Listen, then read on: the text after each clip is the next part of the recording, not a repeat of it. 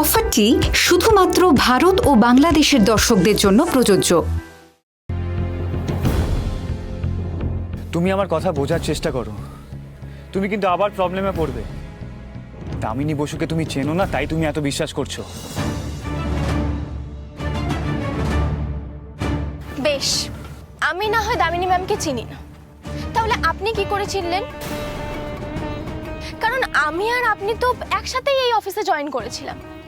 তাহলে আমার থেকে ভালো আপনি দামিনী ম্যামকে কি করে জানেন?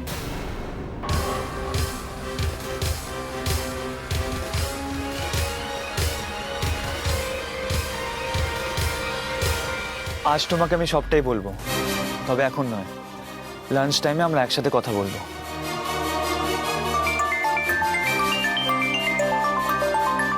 দামিনী ম্যাম ফোন করছেন। হ্যাঁ ম্যাম, বলুন। হ্যাঁ ম্যাম, আমি এক্ষুনি আসছি। হ্যাঁ, মানে? দামিনী ম্যাম ডাকছেন, বললে একটা জরুরি কাজ আছে, এখনই যেতে হবে। ঠিক আছে, তুমি যাও। একটু পরে তো লাঞ্চ ব্রেক শুরু হবে, আমরা এখানেই বসবো। তুমি তোমার সব প্রশ্নের উত্তর পেয়ে যাবে, আমি এখানেই ওয়েট করব।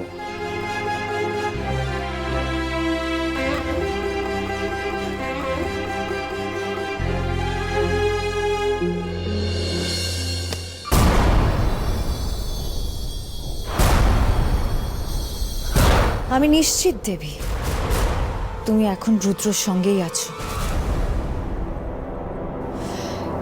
কিন্তু তোমাদের যে আমি কিছুতেই একজোট হতে দিতে পারবো না। আমার এমডি হওয়ার লক্ষ্য পূরণে তোমাকে যে আমার খুব দরকার দেবী। তাই যতই তোমরা কাছে আসার চেষ্টা করো না কেন, আমি তোমাদের ততই দূরে সরিয়ে দেব। একবার আমার কাজ হাসিল হয়ে যাক, তারপর তোমাদের দুজনকেই আমি ছুঁড়ে ফেলে দেব।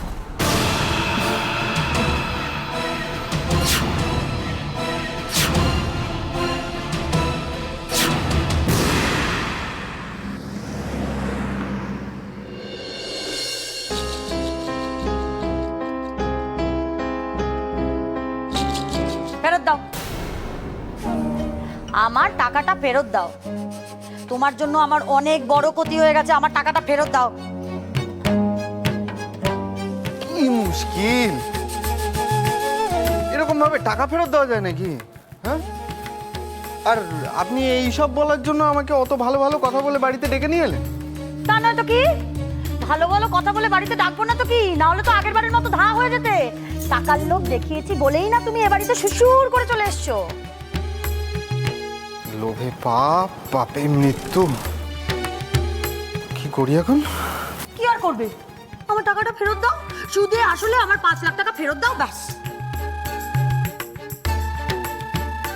সর্বনাশ, এই মহিলা আজ আমাকে ছাড়বে না মনে হচ্ছে। দিদির মুখোমুখি হয়ে গেছে একবার, বলা যায় না। যদি দিদির বাড়ি চলে আসে কখনো, একে কিছু একটা বলে চুপ করাতে হবে। শুনুন, এদিকে আসুন। দেখুন, আপনার পদ্ধতি ঠিক ছিল না। আপনি যদি পদ্ধতিগুলো ঠিকঠাকভাবে মেনে চলতেন তাহলে আপনি সোনা পেতেন। এই বড় লোকের বেটা, না না, দোষ আমার নয়, আপনার।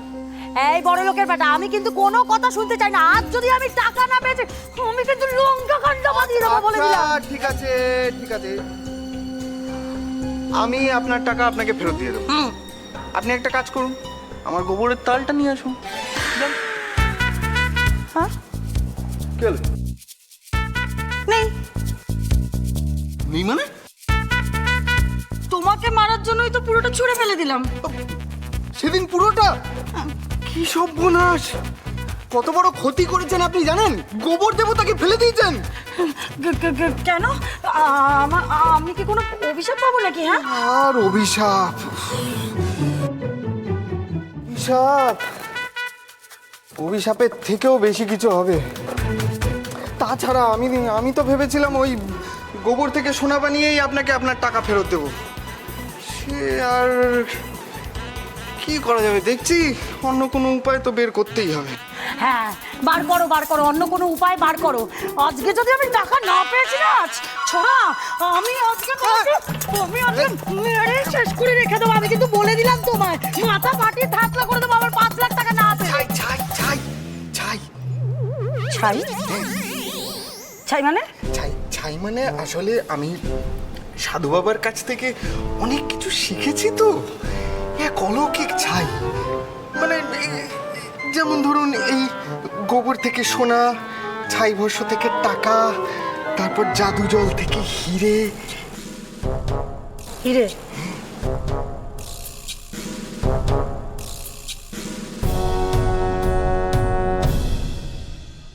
আবার ঢেরা, আবার আমার ঢেরা দিচ্ছ।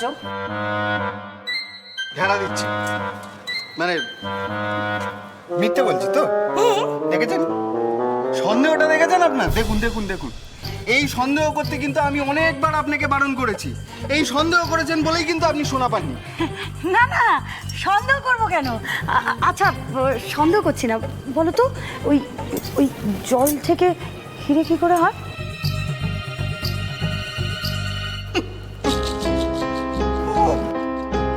অনেক ব্যাপার আছে বুঝলেন। পথে এসো।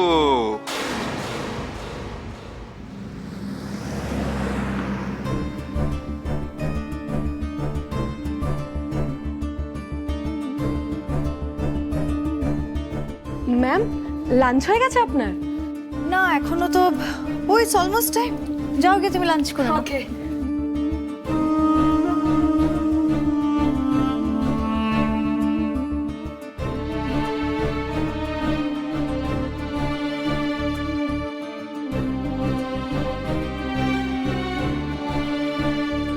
হ্যাঁ ম্যাম, বলুন।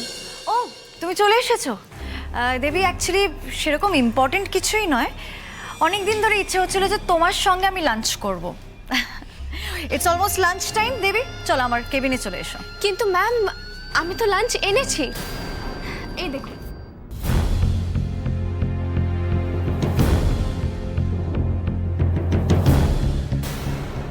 এ কি টিফিনটা? মা যে বললো টিফিনটা দিয়ে দিয়েছে, আমি ভুল শুনেছি। মা হয়তো টিফিনটা টেবিলের ওপর রেখেছে আর আমি আনতে ভুলে গেছি। কি করব এখন আমি? দেবী কি হয়েছে? তুমি কোনো প্রবলেম? আসলে ম্যাম, আমি টিফিনটা আনতে ভুলে গেছি। ও দ্যাটস গ্রেট। তাহলে ভালোই হলো দেবী, আমি যা লাঞ্চ এনেছি সেটা আমরা দুজনে মিলে শেয়ার করে নেব, আর সুন্দর গল্প করতে করতে লাঞ্চটাও সেরে ফেলবো। চলো এসো। কিন্তু ম্যাম, না না, আমি আর কোনো কথা শুনবো না, খালি এক্সকিউজেস না। এসো আমার কেবিনে।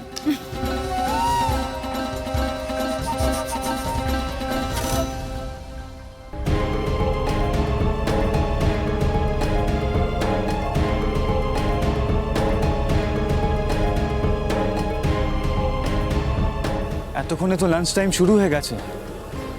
দেবী আসবে বললো, এলো না কেন?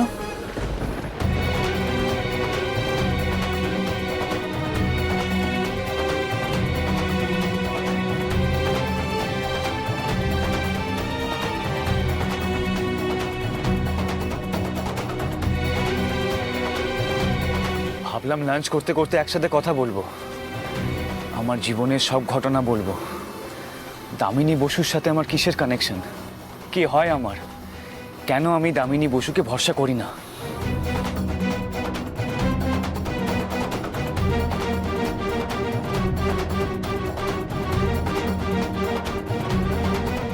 কিন্তু দেবী তো এখনো এলো না।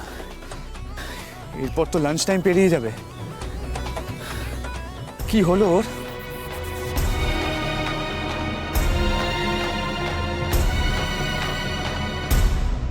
আজকে লাঞ্চে আছে বাসন্তী পোলাও, আলুর দম, দেখি তো পনির, অ্যান্ড ডেজার্টে রয়েছে ল্যাংচা। পনির, আলুর দম, ল্যাংচা, পোলাও। ম্যাম, এগুলো তো সব আমার পছন্দের খাবার। আপনি এনেছেন আমার জন্য। তোমার কি মনে হয় আমি একটা বড় পোস্টে চাকরি করি বলে আমি সাধারণ বাঙালি খাবার পছন্দ করি না? এই দেবী শোনো না, আমার না প্রচন্ড খিদে পেয়ে গেছে, তুমি বসো তো, বসো বসো বসো, আমি আর ওয়েট করতে পারছি না। এসো এসো, বসো না তাড়াতাড়ি, নাও শুরু করো, ধরো।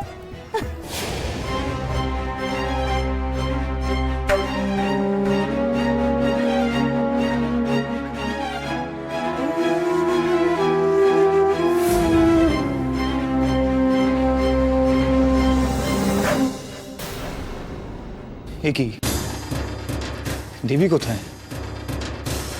দেবী কি করছে কে জানে। চায়ের দোকানে আসবে বললো, এলো না। কোথায় গেল দেবী? নিশ্চয়ই রুদ্রবাবু আমার জন্য বাইরে অপেক্ষা করছেন। উনি কি ভাবছেন কে জানে। কি হলো দেবী, বসে আছো কেন? খাও, শুরু করো। কদিন ধরে ইচ্ছে করছিল আমরা দুজনে মিলে একসাথে লাঞ্চ করব, আর আজ সেই সুযোগও হয়ে গেল। খাও খাও। হ্যাঁ ম্যাম।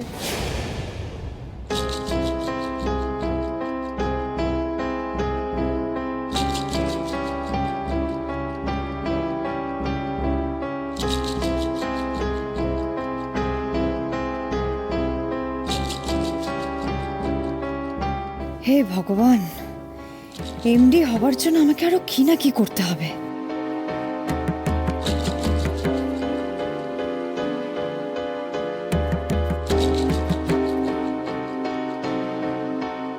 ম্যাম, রান্না খুব ভালো হয়েছে। এই সব কিছু আপনি রান্না করেছেন? জানো তো দেবী, এই রান্নাগুলো আমি আমার মায়ের কাছ থেকে শিখেছি। আমারও খুব ফেভারিট, জানো তো, আলুর দম, পনির, আই জাস্ট লাভ দেম। তোমার তো ভালো লেগেছে, কি লাগবে বলো, আমি দিচ্ছি তোমাকে।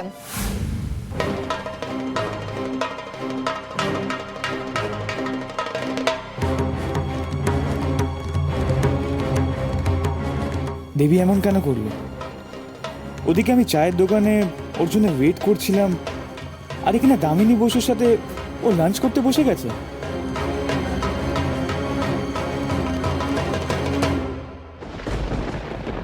রুদ্রবাবু নিশ্চয়ই আমার জন্য এখনো চায়ের দোকানে অপেক্ষা করছেন, কিন্তু আমি কি করব? দামিনী ম্যাম এত ভালোবেসে আমাকে সামনে বসিয়ে খাওয়াচ্ছেন, আমি তো এখান থেকে উঠে যেতেও পারি না। দেবী বসে আছো কেন? খাও। হ্যাঁ ম্যাম। কি কি লাগবে আমায় বলো কিন্তু। শোনো না দেবী, পরের দিন না আমি অন্যরকম একটা ডিশ বানিয়ে নিয়ে আসবো।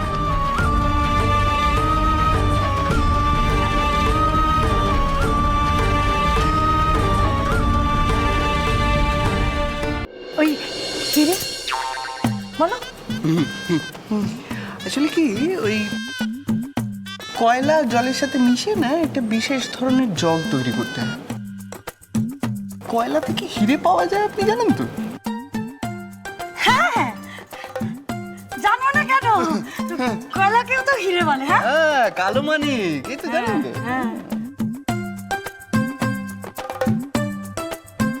ছেলেটা যখন এত জানে, তখন নিশ্চয়ই ঠিকই বলছে।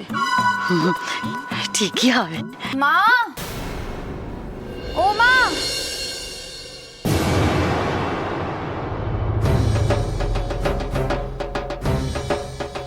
আই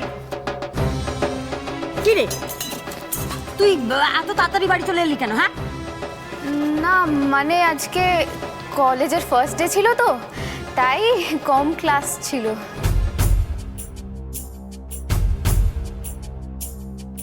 কোন কলেজ মাউনি? ওই চল ভেতরে চল, বাইরের লোক থেকে খেলে করে কথা যাবে তো।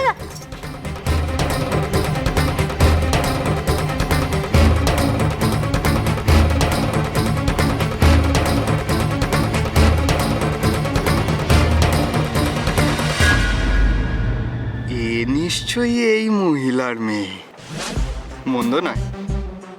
একে যদি একবার পটিয়ে ফেলতে পারি, তাহলে এই মহিলাকে আর টাকা ফেরত দিতে হবে না, নিশ্চিন্তে থাকা যাবে। বড় লোকের একটা দাড়ি রইলে যে, চলো না বসে। না, আর বসে কাজ নেই, বুঝলেন? আপনার টাকাগুলো তো আবার ফেরত দেওয়ার ব্যবস্থা করতে হবে। আর চলি, পরে আমার আসবো। হ্যাঁ।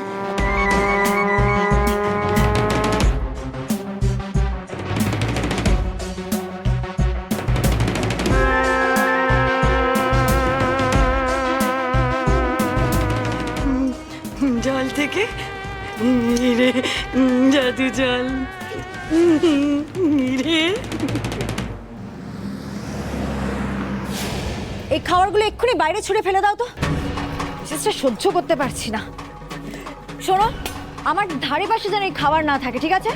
আর হ্যাঁ, নিয়ে যাওয়ার আগে ওই সিটটা ভালো করে স্যানিটাইজ করে দাও তো, খুব ভালো করে স্যানিটাইজ করবে। গন্ধে একেবারে গা গোলাচ্ছে আমার। যাও যাও যাও, তুমি এখন নিয়ে যাও তো, আর পারছি না গন্ধ নিতে।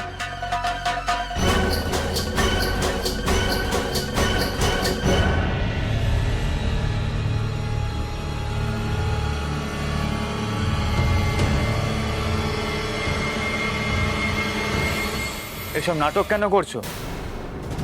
আমি কিন্তু পরিষ্কার বুঝতে পারছি তুমি বাড়াবাড়ি কিছু একটা করতে চলেছো। এবার যদি তুমি লিমিট ক্রস করো তাহলে সেটা তোমার জন্য ভালো হবে না। Rudra, just mind your own business. তুমি নিজের কাজ করো। আর আমার কেবিনে চোখ রাখার জন্য এই কোম্পানি তোমাকে স্যালারি দেয় না, so just get out. Mind your behaviour Damini Basu. আমি তোমার মতো নীচ মানুষের কাছ থেকে কোনো অ্যাডভাইস শুনবো না। কি ব্যাপার বলো তো রুদ্র, তুমি এত রেগে কেন যাচ্ছ? হঠাৎ করে তুমি এত রেগে যাচ্ছ কেন? ও রাইট রাইট, এবার আমি বুঝতে পেরেছি। আমি যে তোমার সাপোর্ট, তোমার দেবীকে তোমার কাছ থেকে ছিনিয়ে নিচ্ছি, তাই তুমি আমার উপর এত রেগে যাচ্ছ। আমি ঠিক বলিনি রুদ্র?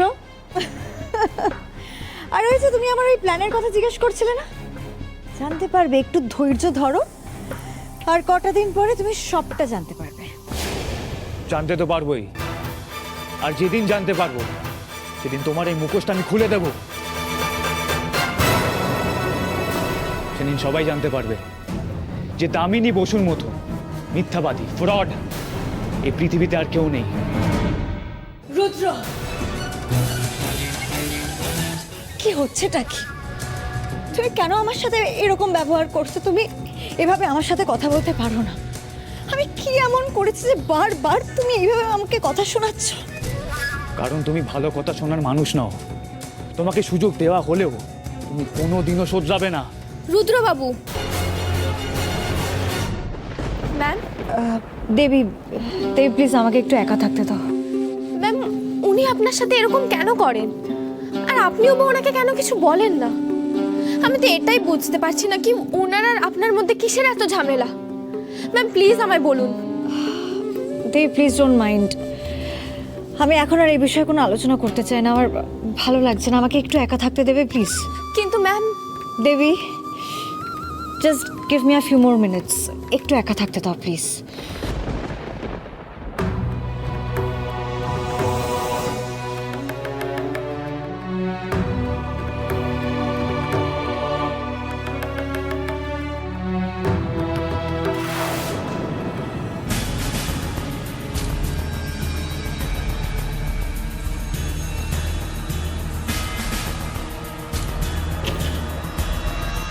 রুদ্র আর দেবীর সম্পর্কটা একেবারে ঠুনকো করে দিয়েছি।